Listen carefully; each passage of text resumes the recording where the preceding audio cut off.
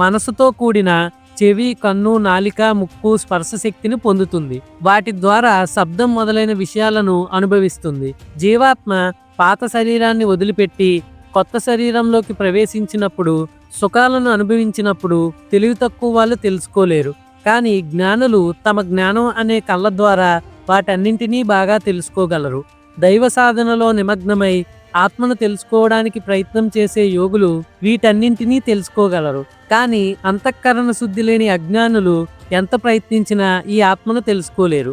ఈ ప్రపంచాన్ని వెలిగించే సూర్యుడు, చంద్రుడు, అగ్ని, తేజస్సు నా నుండే పుడుతున్నాయి. నేను భూమిలో ప్రవేశించి నా శక్తి చేత అన్ని ప్రాణులను నిలబెట్టి పోషిస్తున్నాను. నేను చంద్రుణ్ణై అన్ని ఔషధాలకు శక్తిని అందిస్తున్నాను. నేను జీవుల శరీరాలలో పొట్టలోని అగ్నిగా ఉండి 4 రకాల ఆహారాలను అరిగిస్తున్నాను. నేను ప్రతి ప్రాణి యొక్క గుండెలో ఉంటాను. నా వల్లే గుర్తించుకోవడం, జ్ఞానం, సందేహాలు కలుగుతున్నాయి. వేదాల ద్వారా తెలుసుకోదగిన వాడిని నేనే. వేదాంతాలను సృష్టించిన వాడిని, వేదాలను తెలిసిన వాడిని నేనే. ఈ లోకంలో నశించేవి, నశించనివి అనే 2 రకాల జీవులు ఉన్నాయి. భౌతిక ప్రపంచంలో ప్రతి జీవి నాశనం అవుతుంది.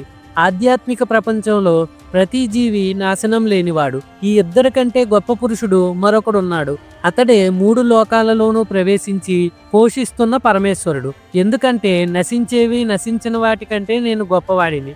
నాశనం లేని జీవాత్మ కంటే ఉత్తముణ్ణి కావడం వల్ల నేను లోకంలోనూ వేదాలలోనూ పురుషోత్తమునిగా ప్రసిద్ధి చెందాను. ఓ అర్జున, ఎవడు అనుమానం లేకుండా నన్ను పురుషోత్తమునిగా తెలుసుకుంటాడో అతడు భక్తితో ఎప్పుడు నన్నే పరమేశ్వరునిగా పూజిస్తాడు. చాలా రహస్యమైన ఈ శాస్త్రాన్ని నీకు చెప్పాను.